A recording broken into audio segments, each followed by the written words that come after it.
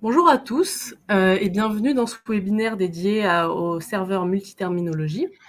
Donc, pour vous rappeler un peu les bonnes pratiques, vous pouvez poser vos questions dans l'onglet, directement dans l'onglet questions et les intervenants répondront à vos questions en fin de webinaire. Et tous les replays seront disponibles sur le site e-santé dès la semaine prochaine. Donc voilà, maintenant je vais passer la parole aux intervenants.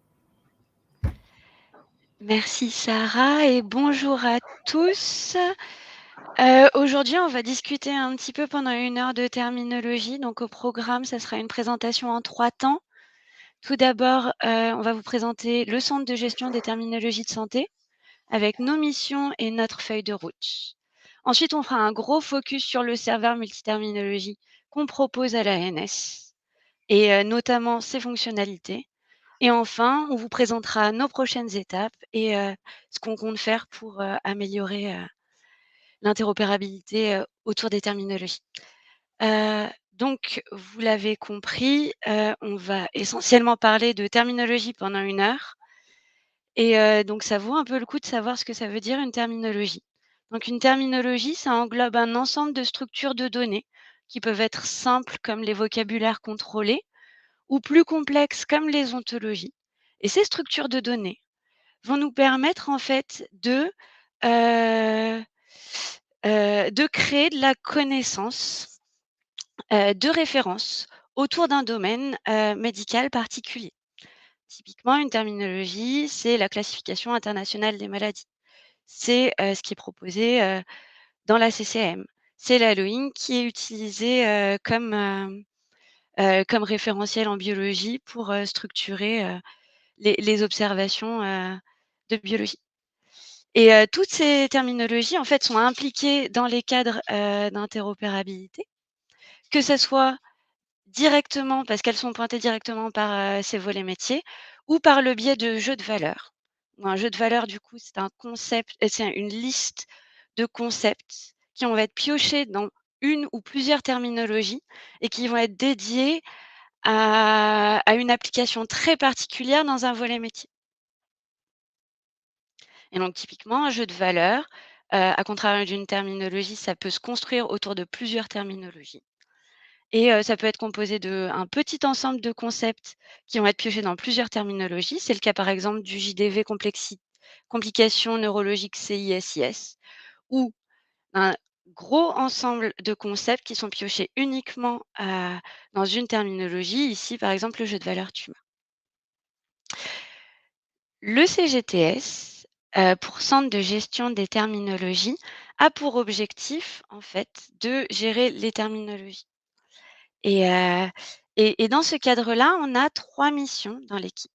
La première mission, ça va être d'instruire de nouveaux besoins, d'évaluer des ressources terminologiques et de créer ce qu'on appelle un corpus sémantique national et cohérent. Typiquement, dans ces missions-là, on va instruire des besoins dans le cadre du volet du Ségur. On va, identifier, quelle est la bonne ressource pour la classification des maladies. Donc en France, on va préférer utiliser l'extension française de la CIM10 et pas, la version internationale, par exemple.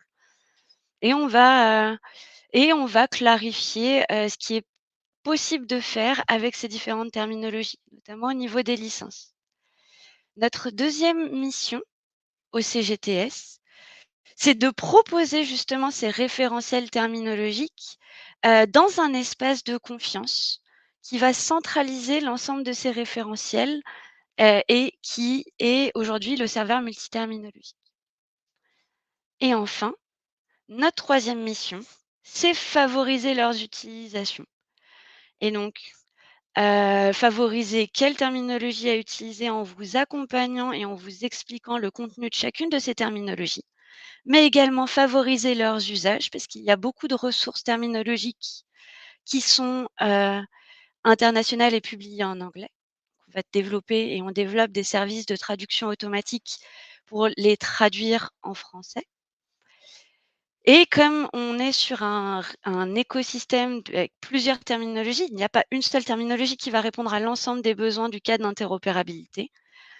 On va également travailler au CGTS à créer un réseau cohérent de terminologie et donc typiquement à aligner des concepts qui proviennent de terminologies différentes, comme la CIM10 avec la CISP ou la CIM11. Le CGTS travaille avec qui et pour qui? Notre objectif, c'est, de répondre aux problématiques de l'ensemble de l'écosystème de la e-santé en France. Ça veut dire les professionnels de santé, les institutions publiques, les unités de recherche et les entrepôts de données de santé et aussi les industriels et les éditeurs. Et pour travailler, et pour, accomplir ces missions-là, on travaille également avec l'ensemble de l'écosystème de la e-santé et notamment avec, les unités de production qui vont gérer les terminologies et le contenu des terminologies, typiquement la TIH pour la CIM10. Un réseau d'experts en terminologie de santé comme la PHP, le LIMIX ou le CHU de Rouen. D'autres CGTS internationaux, on collabore avec l'Allemagne typiquement pour discuter de cette problématique de terminologie ou au sein d'instances gouvernales comme le Centre collaborateur français de l'OMS, ce qui nous permet de développer des collaborations spécifiques aux terminologies gérées par l'OMS, que ce soit, les classifications internationales des maladies, IDCHI ou ICF. Alors une fois que j'ai dit tout ça, on va s'intéresser à nos 2 fils conducteurs de l'année 2021 et en fait, on a eu vraiment 2 fils conducteurs et on s'est impliqués, dans ces 2 points à répondre à nos grandes missions. Le premier fil conducteur, c'est le volet numérique de la santé, donc le Ségur de la santé, où, on s'est beaucoup impliqué, au niveau de la biologie médicale, au niveau de la radiologie et au niveau, de, de la pharmacie pour instruire les besoins spécifiques, de ces éléments-là et où on s'implique, sur des domaines de connaissances particuliers, par exemple les pathologies, les allergies, la structuration des allergènes, heu, qui sont des domaines un peu génériques et qu'on va pouvoir retrouver dans plusieurs, axes et couloirs du Ségur.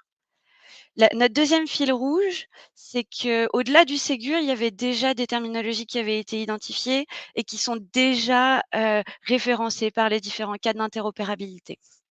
Et donc, on a cherché aussi à continuer notre travail sur ces terminologies-là, comme la CIM10, et à les publier et à les instruire, dans l'ESMT. Donc concrètement, qu'est-ce qu'on a fait en 2021?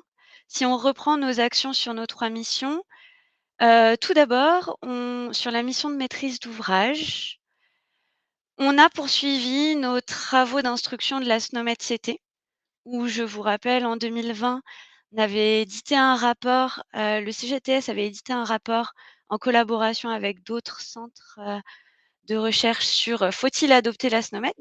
qui s'intéressait à une étude scientifique des domaines couverts par la SNOMED. Cette année, on l'a enrichi avec des études, juridiques et économiques, pour avoir vraiment une vision d'ensemble, heu, de l'implication de l'adoption peut-être, de la SNOMED-CT. On a également travaillé dans le cadre du Ségur, sur un référentiel unique du médicament et donc on travaille avec, des experts métiers, encore aujourd'hui à identifier, quelles seraient les attentes de ce référentiel unique du médicament et comment le construire avec les bases existantes. On travaille, à cadrer un jeu de valeurs allergènes qui nous permettra d'uniformiser la description, heu, des allergènes et qu'on voudrait intégrer à la 11e révision de la classification internationale des maladies. Et on travaille également, à cadrer, un nouveau référentiel pour la biologie qui va s'intéresser aux résultats de microbiologie et qui est structuré autour d'une ressource qui s'appelle la NCBI Taxonomy. Donc ça, c'était pour nos missions de maîtrise d'ouvrage. Pour notre mission de publication et diffusion des terminologies au sein du SMT, Aujourd'hui, on a publié et c'est disponible aujourd'hui à la consultation et au téléchargement, la CIM 10, la CIM 11 et Medicabase, en plus de terminologies qui existaient déjà, qui étaient Handicap et la CISPE2. Et on continue à travailler, mais qui ne sont pas encore disponibles et qui seront disponibles prochainement, à d'autres terminologies comme, la CCAM, à l'intégration de la LOINC et à l'intégration de référentiels, du médicament, comme la base de données publique du médicament ou CIP-UCD. Dans cette mission de publication, des terminologies, on a un gros volet qui est en fait de mettre à disposition et de déployer une nouvelle version du SMT qui nous a pris énormément de temps, cette année et dont Taïeb va vous parler dans quelques instants et qui rejoint beaucoup de notre mission 3 qui est de vous accompagner. Parce que cette année, dans les principales actions de cette mission 3, outre les présentations du serveur multiterminologique, on a continué à essayer de construire ce serveur multiterminologique en créant des cercles d'expertise et en enrichissant en fait, pour de nouvelles versions. Et on travaille à des preuves de concept, pour développer des services, d'aide à la traduction. Et donc je vais laisser la main à Taïeb qui va vous faire le focus sur le serveur multiterminologique. Merci Mélissa et bienvenue encore une fois. Donc, avant d'entamer les contextes, les enjeux derrière la mise en place du serveur multiterminologique, donc un petit mot aperçu de l'écosystème terminologique actuel. Alors, ce n'est pas un secret, mais il existe de nombreuses ressources sémantiques ou terminologiques avec un grand T. Ces terminologies sont un ensemble de concepts organisés de manière plus ou moins complexe, enfin de la liste simple vers un modèle, ou bien vers une terminologie qui est fondée sur un modèle ontologique et définie plus ou moins formellement par un ensemble de termes. Et ces terminologies, alors, sont en plus distribuées, on va dire, sur des formats et des langages hétérogènes, et elles sont aussi très riches. Donc, on recense, par exemple, plus d'une centaine de terminologies sur Bioportal, qui est un serveur terminologique utilisé au niveau mondial, ou bien aussi sur la base de données multiterminologique américaine, l'UMLS. Et la France possède un large corpus sémantique dispersé et de qualité inégale. Et en fait, pour avoir une bonne base d'interopérabilité, nous devons avoir un socle sémantique répondant aux besoins des utilisateurs avec un certain niveau de qualité. Et cela requiert la convergence de données disparates avec intégration de ces données différentes. Quels sont les contextes et quels sont les enjeux de mettre en place un serveur multiterminologie? Il y a accéléré le virage numérique en santé. Donc, comme je l'ai dit, actuellement, il y a une énorme croissance des nombres de terminologies, car derrière, il y a de plus en plus de cas d'usage d'échange de données de santé, donc des besoins de codage en utilisant les terminologies médicales. Il y a aussi un manque d'harmonisation des processus de gestion des terminologies et des processus de distribution et une hétérogénéité des formats de canaux de publication et de support. Et l'idée derrière le serveur, c'est d'avoir un point où on standardise la diffusion des terminologies via un point institutionnel. On centralise et on uniformise la publication des terminologies. On améliore avec les unités de production la gestion et la diffusion des terminologies. Et puis, derrière, on constitue un service à destination de l'ensemble de la communauté e-santé et un service dédié vraiment à l'interopérabilité. Alors, en termes d'outillage, donc pour le SMT, donc nous sommes partis sur 4 grands objectifs. Donc, on a une gestion des terminologies qui vont être mises à disposition. qui vont être mises à disposition. Donc, cette gestion va inclure principalement tout ce qui est versionning, évolution, travail collaboratif sur les terminologies. Donc, la validation, elle permet de valider les terminologies avant publication, donc une validation au niveau métier, mais aussi au niveau modèle. Et puisqu'on parle d'outillage, donc ces deux parties sont regroupées dans une même infrastructure fonctionnelle dans le SMT avec notre outil de gestion fondé sur Topaz.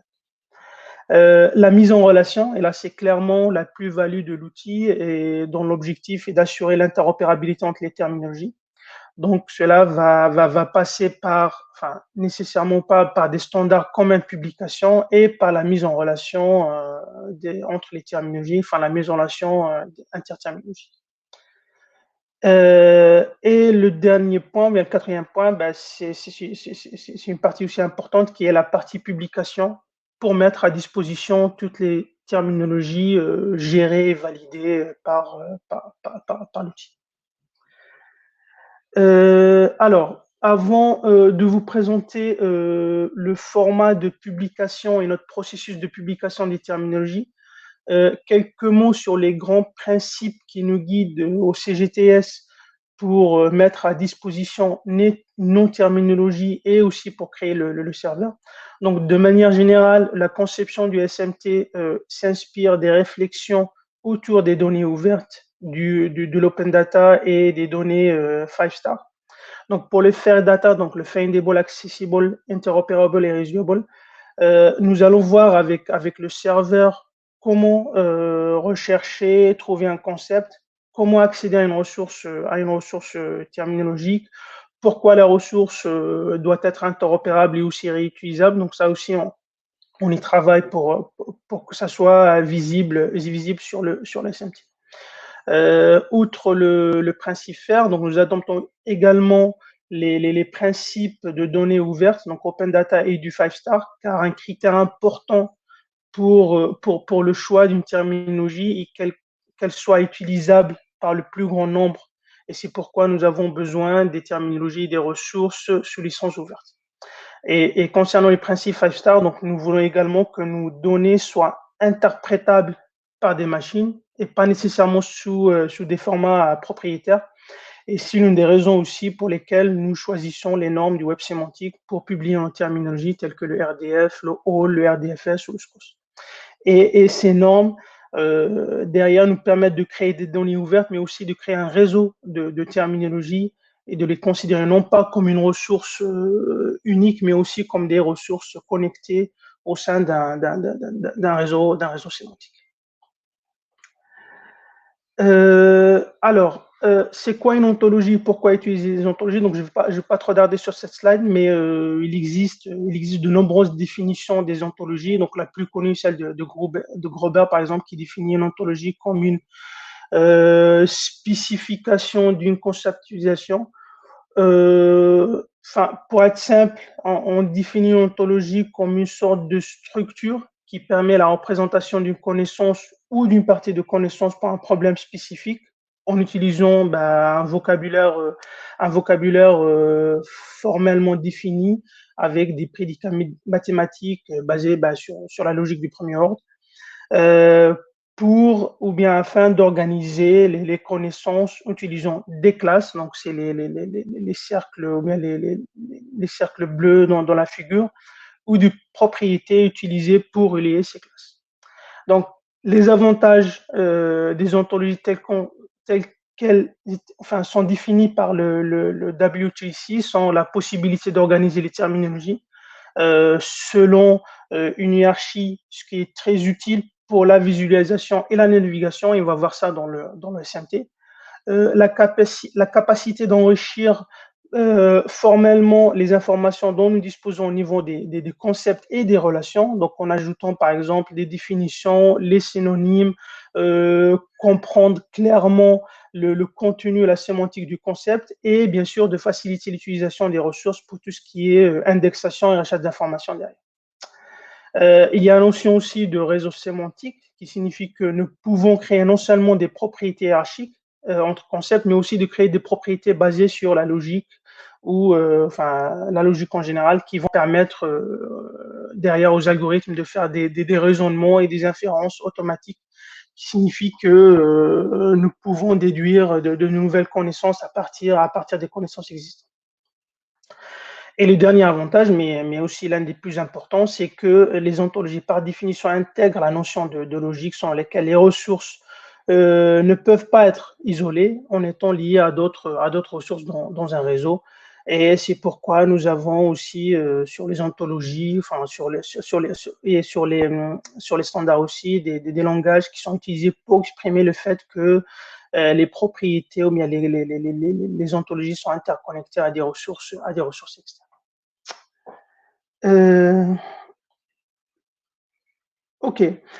Maintenant que nous avons défini c'est quoi et l'avantage des ontologies, il faut savoir que ce qu'a expliqué Missa au CGTS, nous sommes, vis-à-vis de nos missions, donc nous sommes confrontés à de nombreuses terminologies issues de différentes unités de production, et par définition différentes dans leur format, leur conception. Et dans un souci d'harmoniser ces terminologies, dans une logique, on va dire, commune de modélisation, nous définissons derrière un métamodèle qui suit ou qui respecte une ligne éditoriale de bonne pratique pour ce que nous pouvons trouver dans nos ressources. Donc, typiquement, le métamodèle va considérer qu'un concept est composé d'un identifiant ou d'un code qui est décrit ou défini par une relation, ou bien par une relation bien property qui est issue d'un modèle, du modèle SCOS, donc SCOS Notation. Un terme préféré spécifié aussi par une propriété du Hall, donc RDFS label.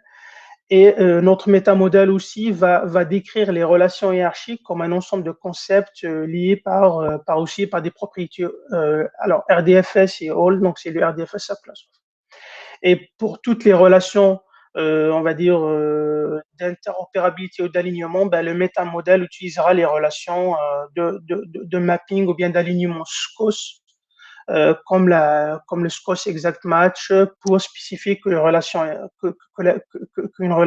est de type exact entre deux concepts de différentes terminologies.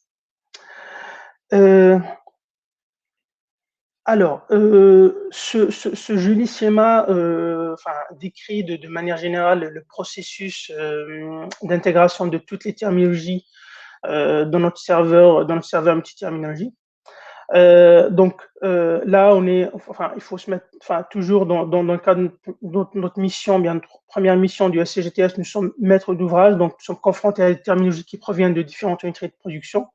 Et du coup, si on part d'une terminologie, dans notre processus, si on part d'une terminologie dans son format d'origine, qui peut être du XML, du CSV, ou même par exemple le cas de la CIM 11 directement des API, la première étape de notre processus sera l'analyse et la modélisation, donc qui peut être définie comme le processus que nous utilisons pour traduire le modèle original de la terminologie en une ontologie, en se basant sur un langage formel. Donc, pour notre cas, ça sera du All avec du SCOS.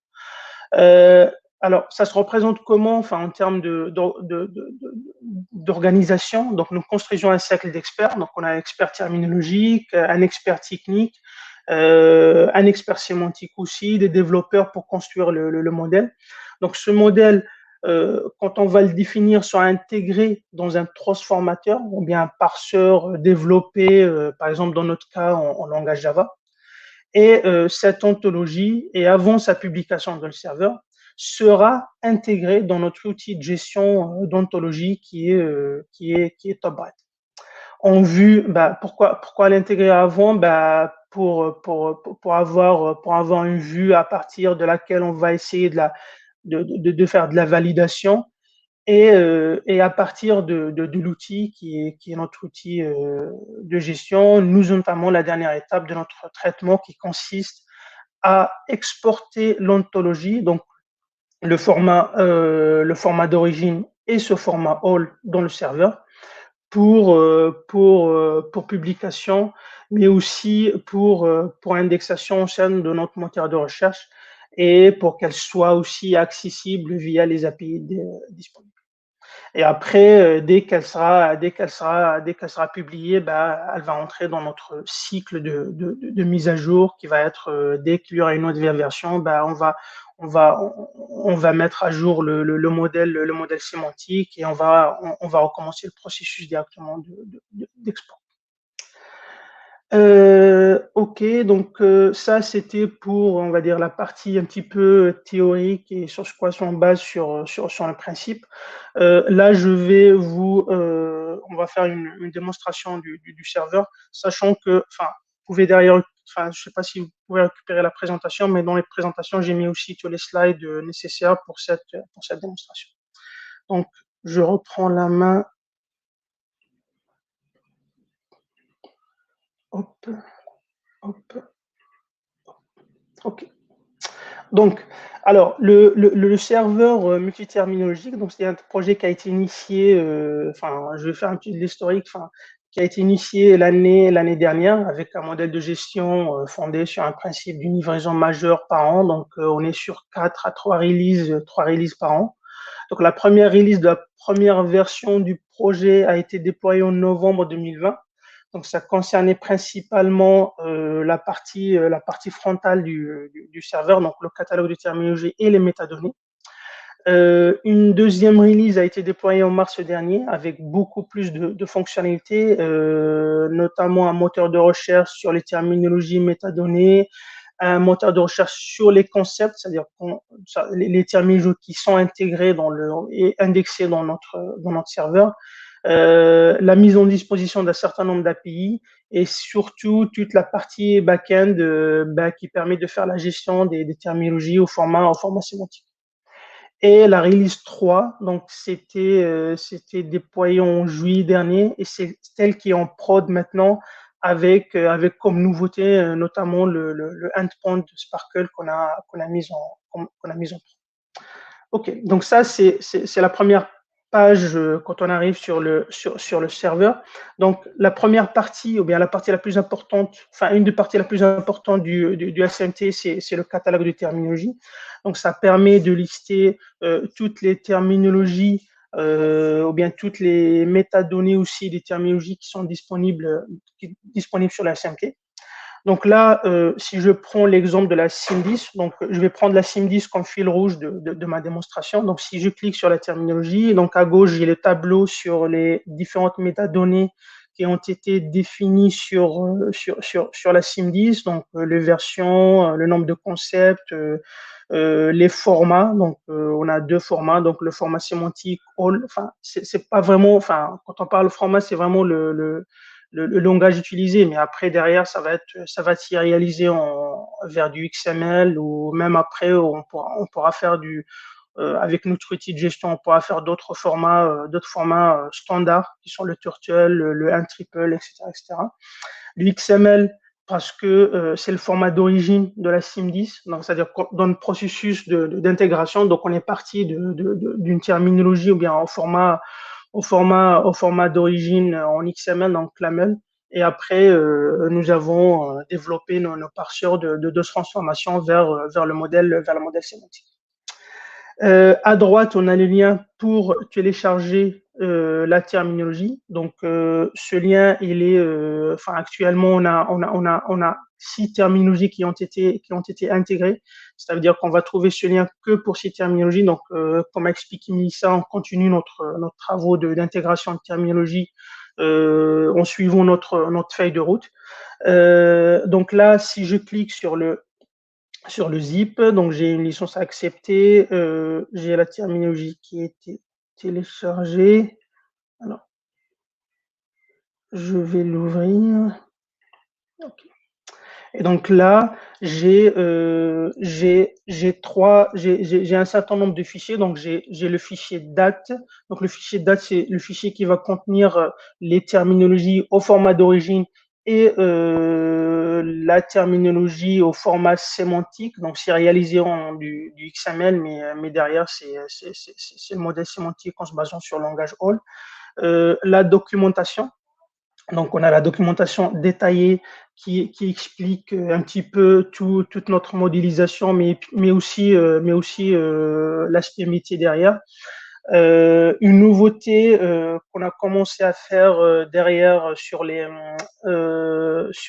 quand on met à jour les terminologies, enfin quand on publie les terminologies, c'est d'ajouter un certain nombre de requêtes Sparkle qu'on pourra exécuter directement sur les endpoints qu'on a mis à disposition dernièrement. Donc c'est de notre politique un petit peu de démocratiser l'utilisation des outils sémantiques.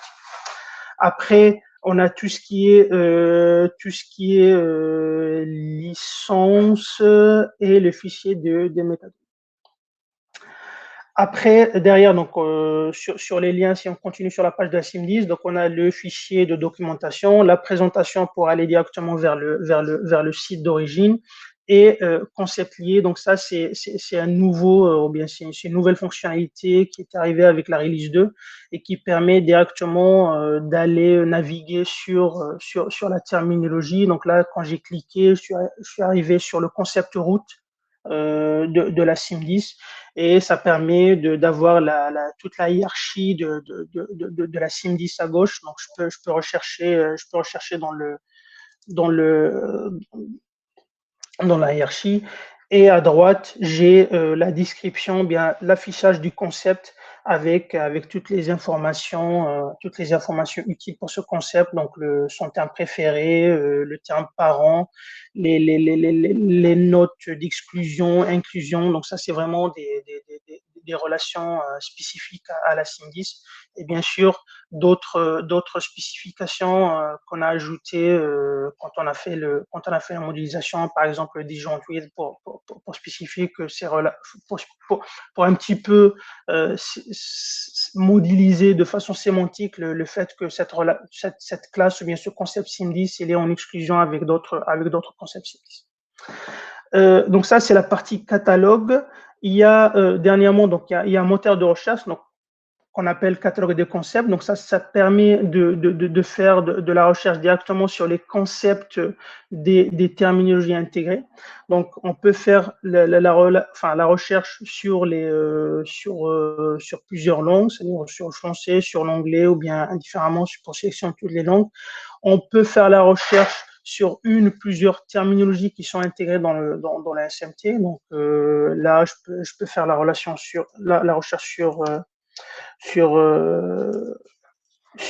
SIM10 et derrière, quand je clique, ben, j'ai tous les résultats. Je peux filtrer par terminologie à gauche et là aussi, on a sur le moteur de recherche, donc on a aussi une option pour faire de la recherche avancée sur des propriétés spécifiques. Donc ça, c'est pour le moteur de recherche.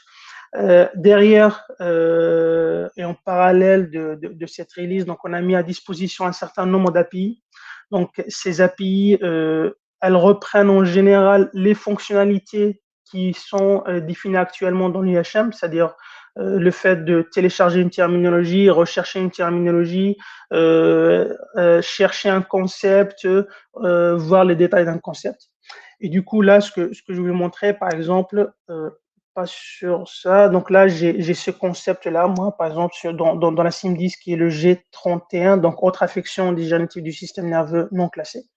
Donc là, si je veux, par exemple, en utilisant nos API, avoir tous les détails de ce concept, ben, je pourrais, sur la liste des API ou bien des API disponibles, j'en ai une API qui s'appelle Concept Detail pour obtenir le détail de concept. Cette API, elle va prendre en paramètre, elle aura deux paramètres, donc le terminologie ID et le concept ID.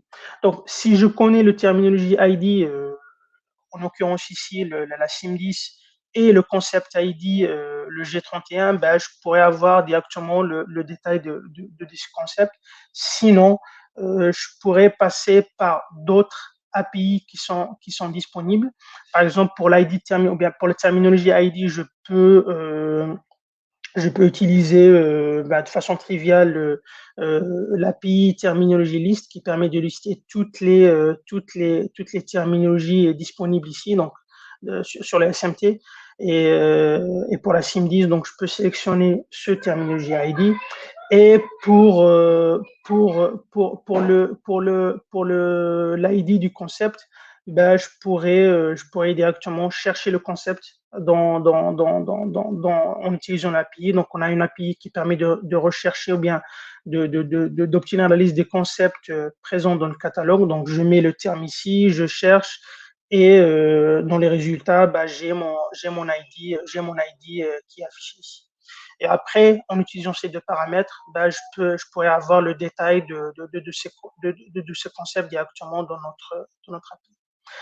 Et de la même façon qu'on a vu le téléchargement des terminologies via l'IHM, les API aussi permettent de télécharger les terminologies, donc le zip avec tous les formats OL et d'origine, la documentation via une API dédiée qui est terminologies /zip. Donc ça, c'est pour les API. Et la dernière nouveauté, bah, c'est le endpoint Sparkle. Donc, le Sparkle, c'est juste un standard sémantique enfin, peut-être vous le connaissez, mais qui permet de faire des requêtes directement sur les graphes et des ontologies. Donc, il a une syntaxe qui ressemble un petit peu à du SQL. Donc, on a du select, du where, sauf que voilà, enfin, l'intégration se va faire non pas sur des tables, mais plutôt sur des graphes de triples. Et donc là, ça c'est un exemple de requête qu'on peut directement tester sur notre endpoint, Sparkle disponible sur la SMT, et qui permet de requêter la SIM10 pour trouver tous les codes et les libellés SIM10 avec en option des termes alternatifs. Et donc si j'exécute cette requête, alors, j'obtiens ici le ID ou bien l'URI du terme SIM10, son code, son label et le label ou bien le label alternatif s'il existe. C'est pour ça que là, c'est vide parce que de toute façon, ou bien ce triple ou bien cette information, elle est en optionnel. Donc, si elle la trouve, il affiche. Si elle la trouve, c'est pas grave, il affiche les autres informations si elle existe. Donc, voilà sur le principal fonctionnalité du SMT. Donc, ce qu'il faut noter, donc, le catalogue de terminologie, le moteur de recherche, les API disponibles et dernièrement, le endpoint Spark. Je vais essayer de continuer sur la présentation. Oups.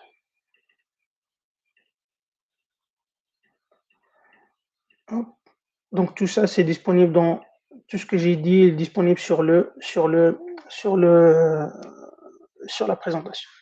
Alors, pour les nouveautés 2022, donc ça on va un petit peu vous donner ce qu'on prévoit pour l'année prochaine. Donc, un des premiers services que nous sommes en train de monter concerne plus pratiquement la traduction automatique. Donc, l'idée derrière est de proposer aux utilisateurs un service qui va permettre de traduire une liste de termes ou une terminologie d'une langue vers une autre.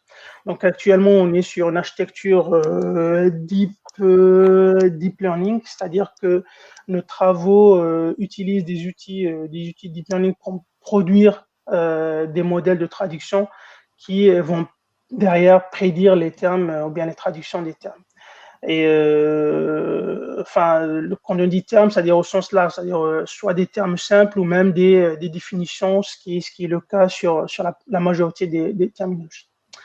Alors, on utilise un modèle préentraîné qui est formé sur un grand corpus textuel général, et derrière, nous l'affinons par entraînement continu sur un ensemble de données spécialisées. Dans notre cas, notre corpus, ça va être plus des terminologies médicales. Et alors, on parle de service, mais sachez que nous avons déjà utilisé cet algorithme ou bien ce service alors,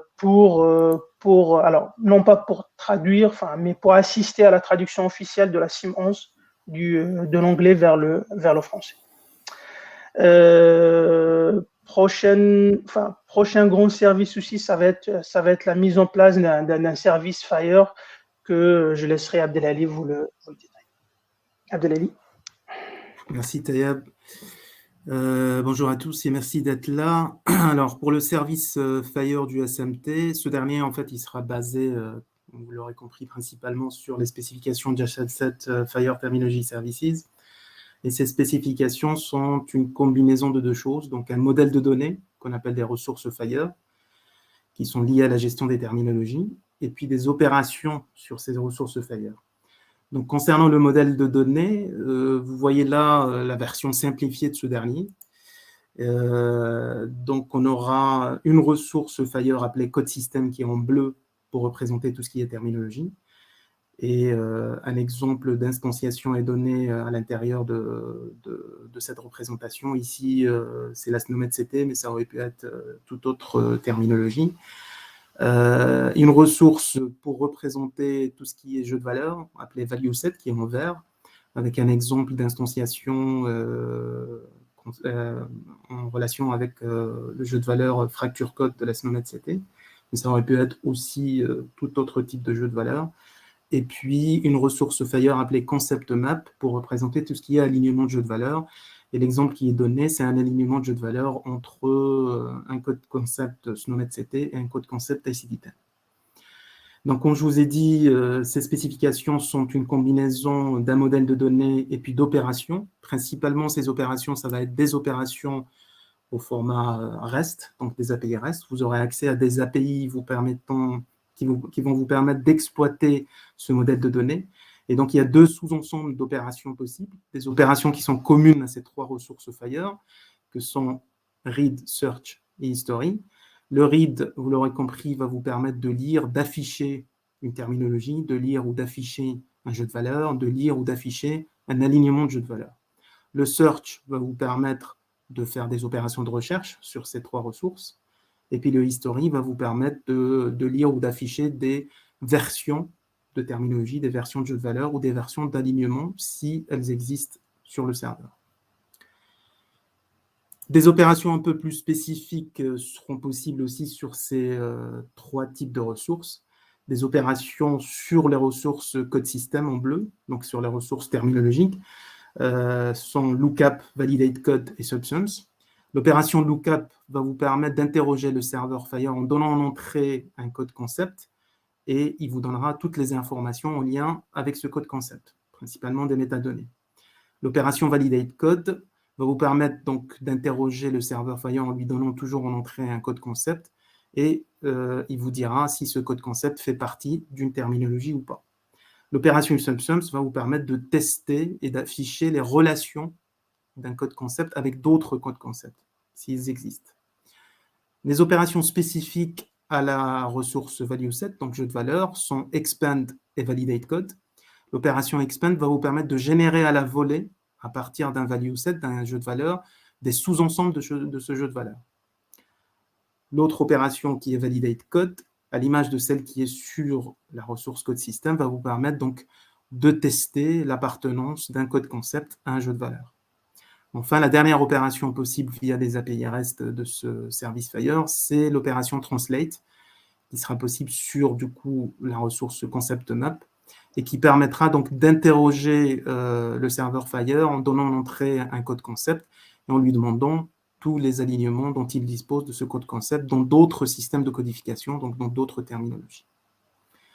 Voilà. Je pense que je vais m'arrêter là. Si vous avez des questions, n'hésitez pas. Et puis, je vous laisserai mon email au cas où vous voulez un peu plus de détails. C'est tout pour ma taille. Merci Abdelali.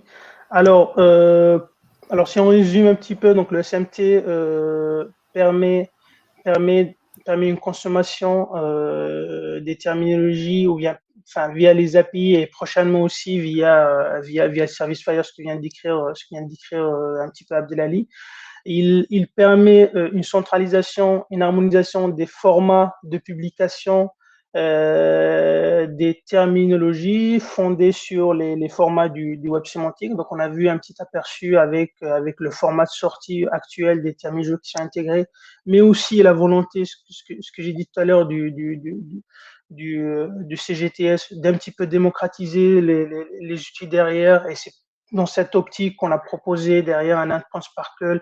On propose aussi des requêtes Sparkle aussi quand on fournit ou bien quand on met à disposition la terminologie. La mise en place d'un réseau sémantique, donc via les alignements entre les terminologies, et ce qui favorisera grandement l'interopérabilité et le développement d'applications innovantes. Alors pour l'année prochaine ici, enfin c'est dans la continuité des 3 missions que Mélissa a présentées sur 2021. Donc là, sur la mission de maîtrise d'ouvrage, donc on va continuer l'intégration des terminologies en parenthèse OMS, enfin notamment ICHISIF. Donc actuellement sur les SMT, vous avez la SIM 10, vous avez la SIM 11 qui a été, enfin la SIM 11 MMS qui ont été intégrées.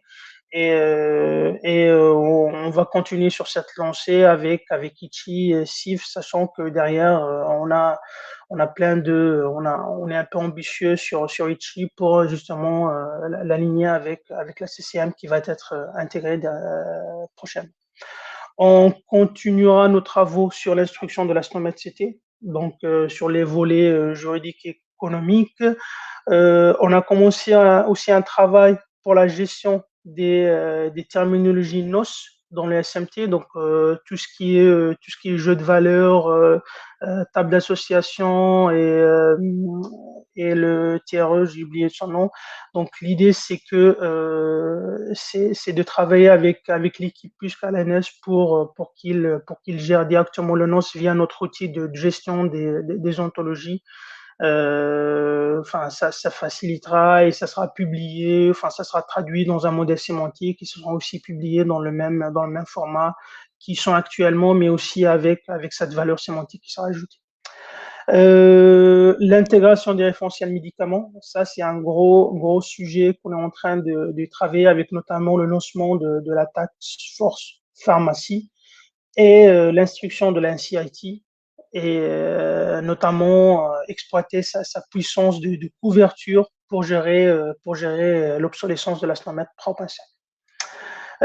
Sur les missions de publication, donc on aura pour l'année prochaine, alors à partir peut-être de avril-juin, une nouvelle version du SMT. Donc là, on est toujours sur la SMT V1, mais il y aura une nouvelle version V2 qui va intégrer, il y aura sûrement le serveur Fire derrière, mais aussi le service Fire, mais aussi il y aura notamment la gestion des alignements, qui est un gros point qu'on voudra intégrer dans la prochaine version du SMT.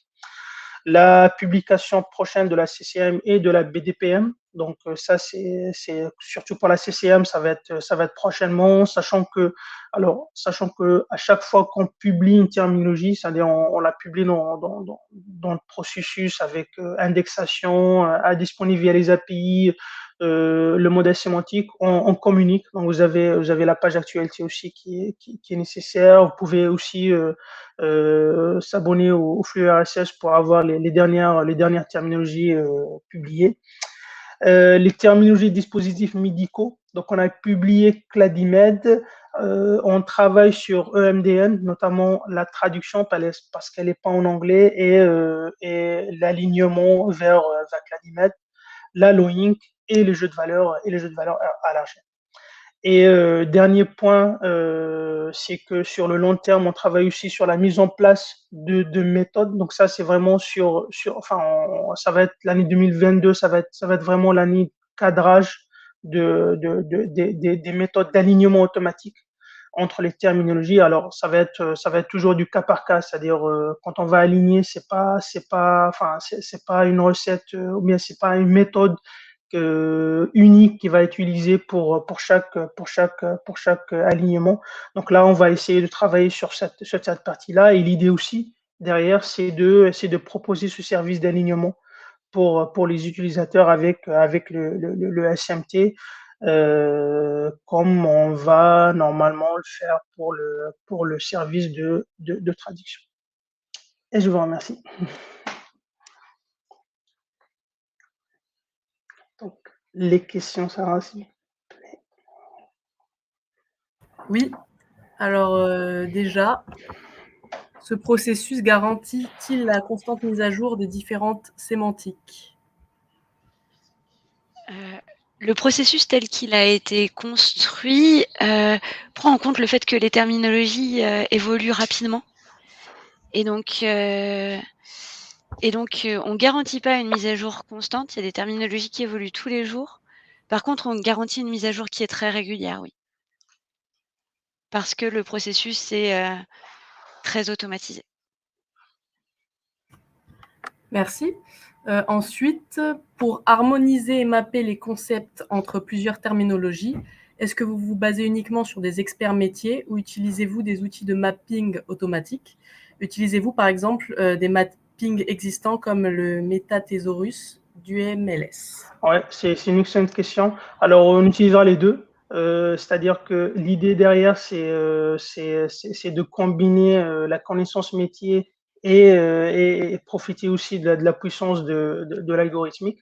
Donc, ça, c'est un truc, enfin, c'est des choses qu'on va intégrer quand on va commencer notre cadrage pour développer nos méthodes d'alignement, sachant que, alors, juste pour, enfin, sachant que nous avons déjà commencé ce travail sur un certain nombre de collaborations pour développer des méthodes d'alignement. Et dans les deux cas, enfin, dans les deux collaborations, donc on se base toujours sur les experts métiers et sur les experts et sur les méthodes automatiques. Pour l'UMLS, ça aussi c'est une excellente question, c'est-à-dire oui, on pourra les utiliser. Après, il faut savoir que les alignements de l'UMLS pour pouvoir travailler avec, ils sont pas toujours, on va dire en parenthèse, validés. Ça se base sur la notion de concept, enfin de même concept, et derrière, ça a été démontré qu'il y a plein de problèmes, mais ça n'empêche pas de l'utiliser dans un processus, bien sûr, de production d'alignement terminologique. Question suivante. Les requêtes mises à disposition sont à destination des éditeurs ou des professionnels de santé? De tout le monde qui s'intéresse à la terminologie? Non, l'idée de vous mettre à disposition des requêtes, c'est de vous montrer comment utiliser en fait des ressources sémantiques et le contenu. Donc elles sont vraiment là pour vous aider à démarrer en fait sur une nouvelle terminologie avec du SparkQL. Ensuite, le serveur de terminologie propose-t-il des fonctionnalités mises à jour des terminologies, syndication, notification, métadonnées de version, différentiel de mise à jour, etc. Alors, sur le versionning, pour l'instant, non. Enfin, ce qui est disponible sur le SMT, c'est sur le catalogue, il y a toujours la dernière version qui sera publiée, donc c'est toujours noté dans les métadonnées. Après, il est toujours possible via les API de télécharger les versions antérieures. C'est-à-dire que dans les API, dans la liste, vous allez trouver la fonction qui permet de lister toutes les versions d'une terminologie. Et à partir de cette information, pouvez télécharger la version, enfin la version de la terminologie. Sur les notifications, donc ça c'était un besoin. Alors c'est juste pour vous dire que quand on a mis en prod la release 3, la release 2 du SMT, donc on a organisé un certain nombre d'ateliers avec les éditeurs. Et c'était un besoin qui nous a remonté sur la notification quand tu auras une nouvelle version d'une terminologie et tout. Donc ça on travaille, on l'a intégré dans les prochaines versions du SMT et normalement, enfin, on y travaille pour le spécifier et sûrement l'intégrer. Alors, pas sur les prochaines versions, mais rapidement. Ensuite, quels sont les engagements prévus en ce qui concerne le niveau de service SLA? Alors, ça, c'est une question qui est un peu. Alors, pour l'instant, il n'y a pas d'engagement, on n'est pas sur des contrats. Nous, on assure la disposition du service. Après, on dépend aussi des remontées des utilisateurs, des éditeurs. Donc, derrière, on a une boîte mail qui permet de communiquer avec les différents utilisateurs du SMT. On va le mettre dans le chat aussi. Après, la méthode il n'y a pas un contrat utilisateur. Nous, on assure le service. Derrière, on se base sur des prestataires qui permettent de faire perdurer le service, surtout vis-à-vis des API et tout.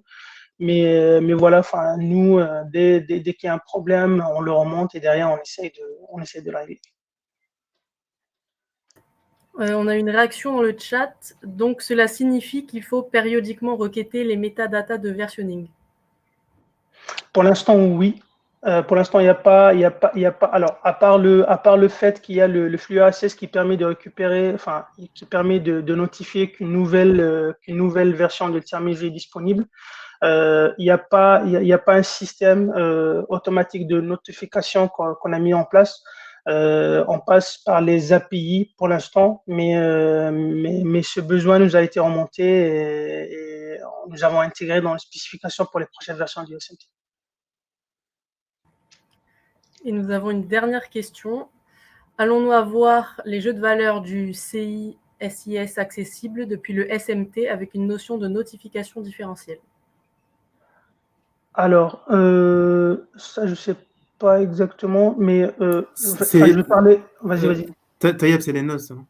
Ah, c'est les noces, ok. Sur les jeux de valeur, ce que j'ai dit, là, on est en période on est vraiment en phase de cadrage des noces dans les SMT. L'idée, il y a deux choses, c'est que nous, il y a cette notion de publication de termes de format sémantique et aussi via le service Fire.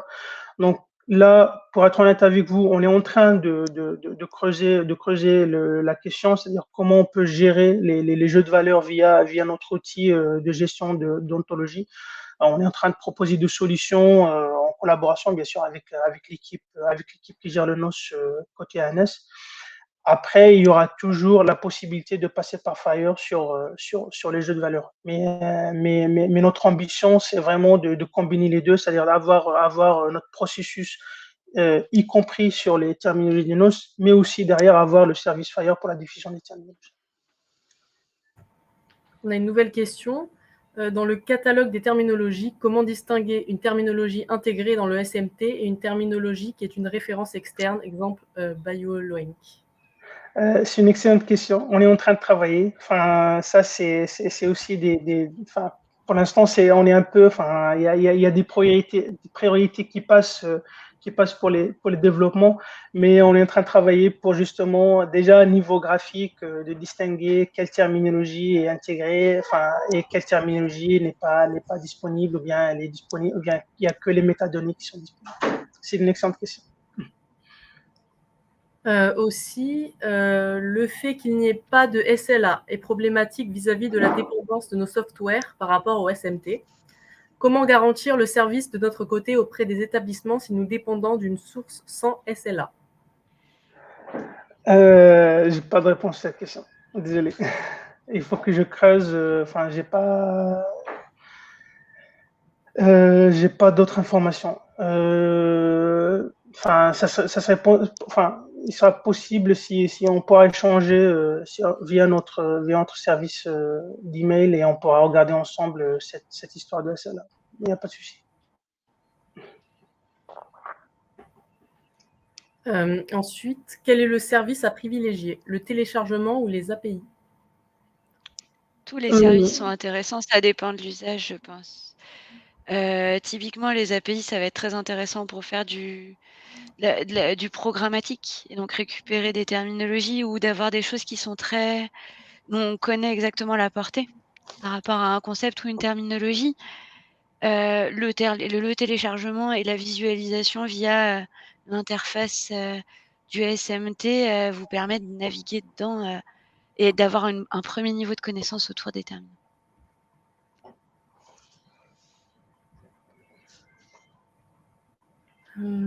Alors ensuite, nous avons une autre réponse.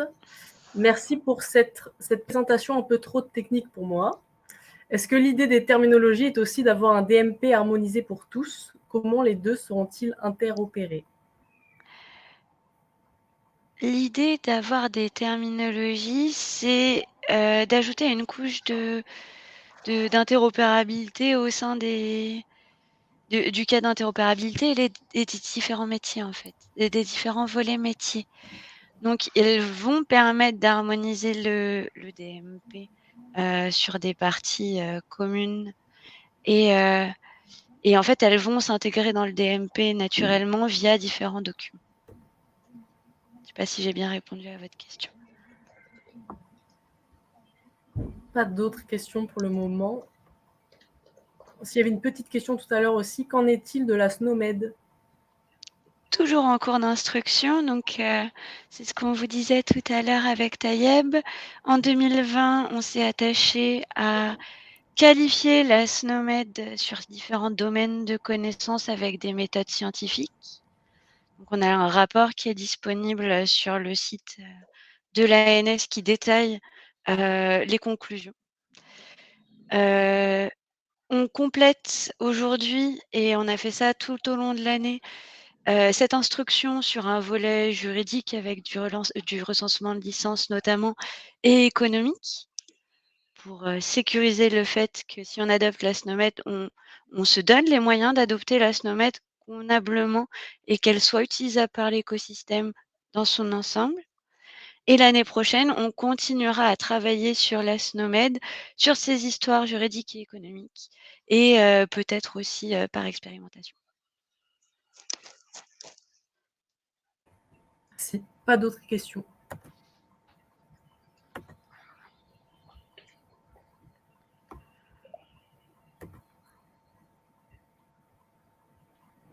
Si on a une réaction, le but est de récupérer les codifications qui sont dans les documents du DMP et de les intégrer automatiquement dans le dossier patient.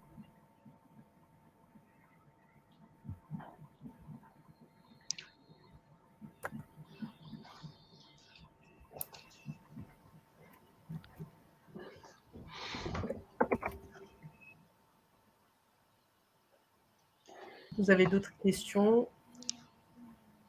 Allez-y. Sinon, on va mettre fin à ce webinaire.